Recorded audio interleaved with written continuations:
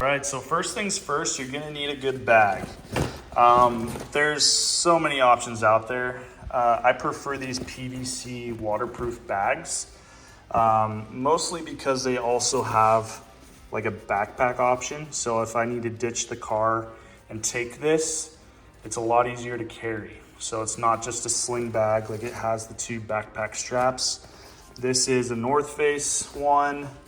I don't even know how big this one is. Honestly, this size to me is a little too big. Let me see if I can find it. I don't know how big it is, but I also found an alternative to the North Face ones because those are just ridiculously expensive.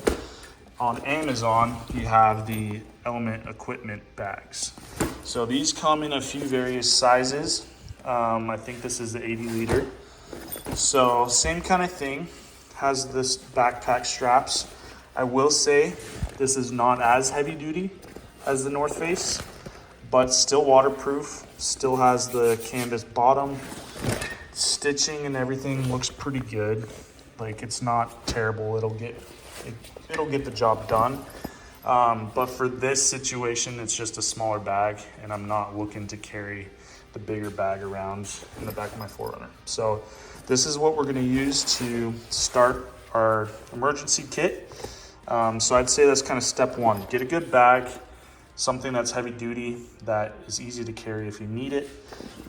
Waterproof is obviously a plus because it will keep everything dry inside. So that's gonna be the first step. When we talk about preparedness for a vehicle, I'd say majority of the issues you're gonna have are vehicle related. So dead batteries, tire punctures, some kind of mechanical failure, whatever. So obviously the better you are with cars and understanding how to fix them, that's a whole other side of preparedness. But as far as basics, changing a tire, plugging a flat, jumping a battery, in my opinion, everyone should know how to do that and have the tools necessary to do that. So to start my kit off, I'm gonna throw in the Noco battery jumper. So this is a high-powered power bank. I use this mostly for powering lights and things around camp when I'm camping, but I've also jumped a lot of people's cars with it. So I like this because I can't remember how many jumps you can get out of a charge, but I haven't charged this thing once after I initially got it. I've jumped a handful of cars. I've used it for camping, for lights and stuff. It's still at half a charge. So I'm actually gonna throw that on the charger here before I put my whole kit together. But I'd say that's the first step. Have that, or at least have some basic jumper cables. I think I'll throw those in as well. But I feel like having a power bank, a jumper bank versus cables, if I was to pick one or the other, I'd go with the bank because that's more self-reliant. I don't have to rely on another vehicle or another battery to jump it. So I can do a solo jump recovery with that if needed. Next, talking about tires and flats, I have a valve repair kit. So some cores, a valve tool, looks like we got a pressure gauge and a few caps. So not anything fancy. This is just cheap from like AutoZone or something. Another thing that I might actually have to go pick up, I couldn't find mine, but a plug kit. I think you should always have a plug kit in case you run over a screw or a nail. If you have a slow leak, you can definitely plug it and kind of limp your way home with whatever pressure's left. But keep in mind, this kit is just for getting home. Like if I absolutely had to, I could drive on a flat for 5 miles on my way home or whatever. But I also do have a spare tire, and the vehicle, like the dealer included jack and, tire wrench and everything for that. So, but yeah, I'd say include a plug kit if possible. And then I just have a basic Husky socket set. So I actually was just using my socket out here. I haven't put it back yet, but all my sockets and then my ratchet and just an extension. That will take care of majority of the nuts and bolts that I would have to tighten or replace. I also have, where'd I throw that? I also think it's smart to have like an adjustable wrench and things like that as well. So I'll show you my kit for that as well in a second.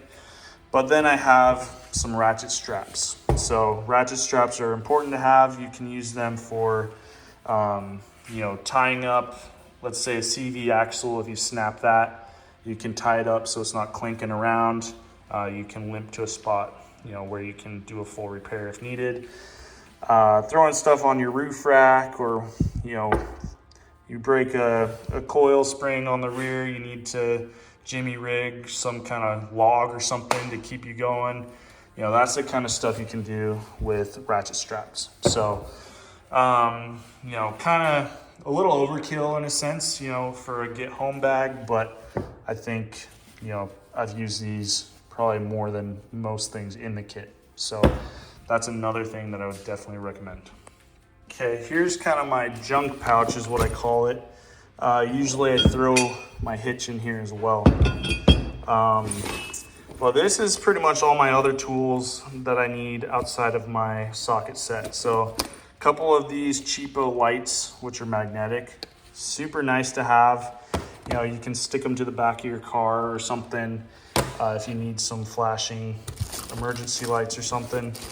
But whatever else is in here, I've just kind of thrown in there knowing an idea of what's here. So I have various screwdrivers, various knives, crescent wrenches. I have a little lighter, electrical tester, some zip ties, just various little odds and ends that all could be useful in a situation like that. So I probably should organize this a little better, but also, a lot of this stuff is easy to just kind of go through and find when I need it. So that's something I would recommend, just a little tool bag, making sure you have kind of the bare minimum, screwdrivers, adjustable wrenches, pliers, electrical tape I think I have in there, zip ties, maybe some duct tape. Just kind of a little toolkit to get you home. So that's pretty much it for the tools and the automotive side. Now we'll start talking about first aid, self-defense, some of that other stuff here. All right, so next up we have first aid. So this is kind of my do-it-all med kit. I usually keep this in the door panel actually because I want it ready access. I'm not gonna throw it in a bag with the rest of everything. But it might be smart to have an additional med kit as well. So this will treat anything from scrapes, bumps, bruises, to more serious lacerations, even some gunshot wounds.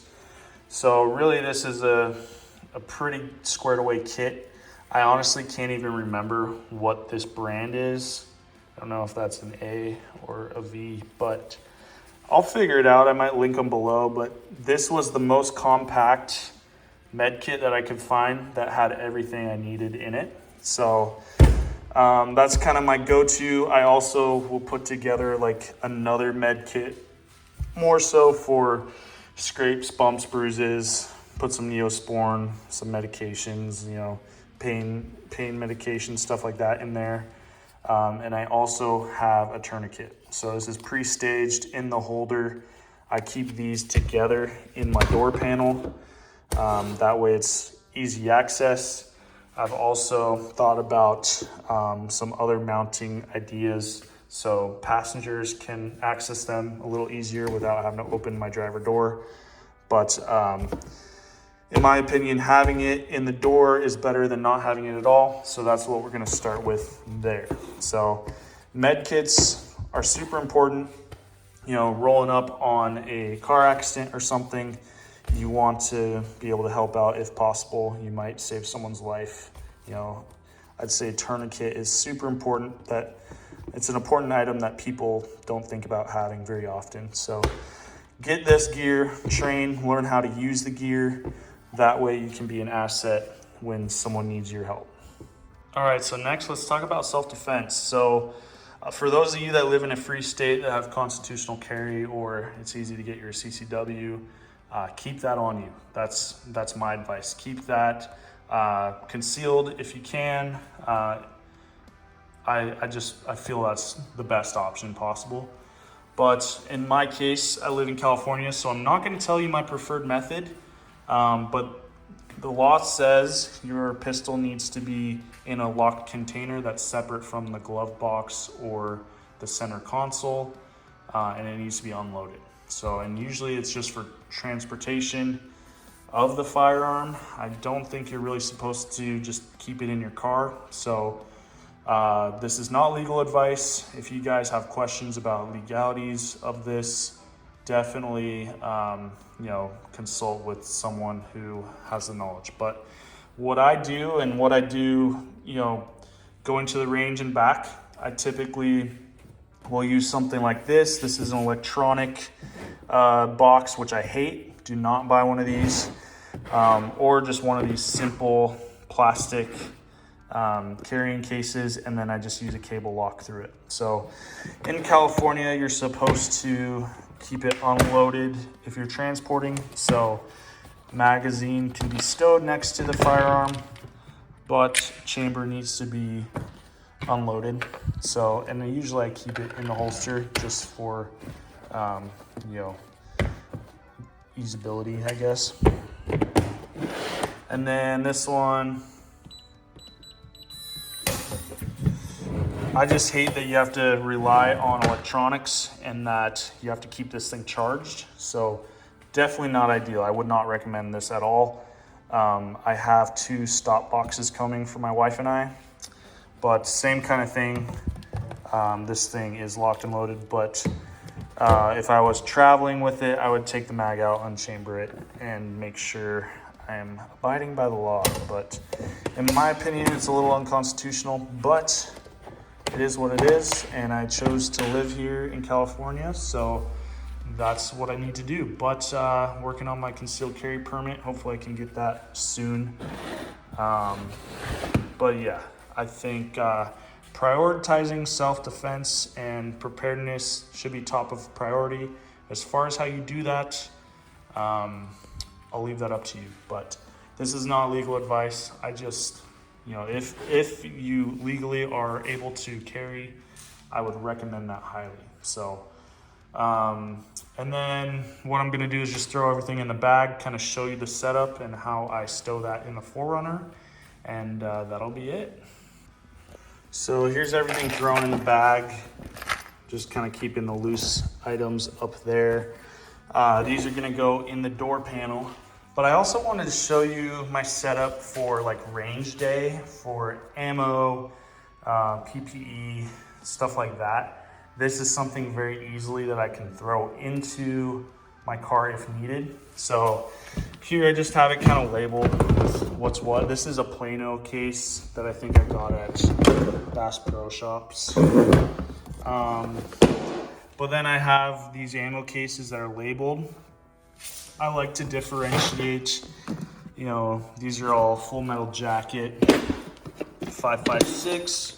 So I like to just differentiate, what's target rounds, what are hunting rounds or self-defense rounds. So for example, with my 9mm, majority of what's in here is the same ammo, but there's a little mixture, but they're all Full Metal Jacket. And then my defense rounds, my hull points, they're all in here. So this is what I would keep in my pistol, keep it loaded. But I mean, they all kind of do the trick.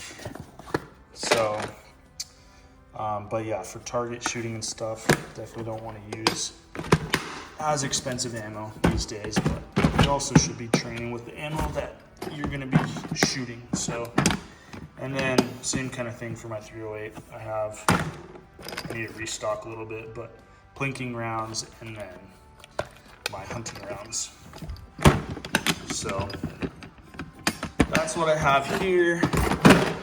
Got my AR mags that I have pinned to be California legal. And then so 10 rounds, got my ear pro, little med kit, eye pro, and then this is just kind of like a shooting pad for going prone and stuff. So I like to keep that all in one place just so like I can have that ready to be thrown into the car, whether I'm just going to the range or, you know, needing that for a situation when that happens.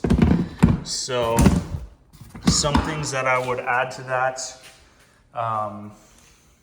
you know, if I'm loading that into the car, obviously I'll have this on me as well. This is more geared towards gunshot wounds. You know, I have my tourniquet and things like that. I would recommend, and something I'm probably gonna do is double up on these so I can have that setup in here as well. So yeah, that's kind of the setup.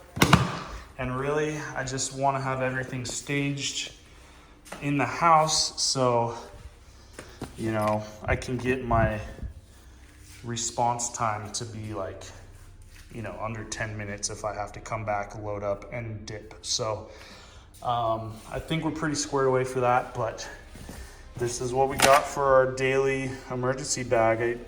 I'll take these out when I'm not needing them. Like, I'm not gonna leave these in the rig. So I'll throw those in as needed, but I just wanted to show you how everything fits in there. So that's about it. So I appreciate you guys watching the video. Like and subscribe. I'll definitely do some more survival preparedness videos for you if you guys enjoyed it. But otherwise, you know, let's keep growing the channel. You guys have done a really good job helping me build this channel, so I'm excited to see where we can take it. But let me know what your thoughts are, and we'll see you in the next one.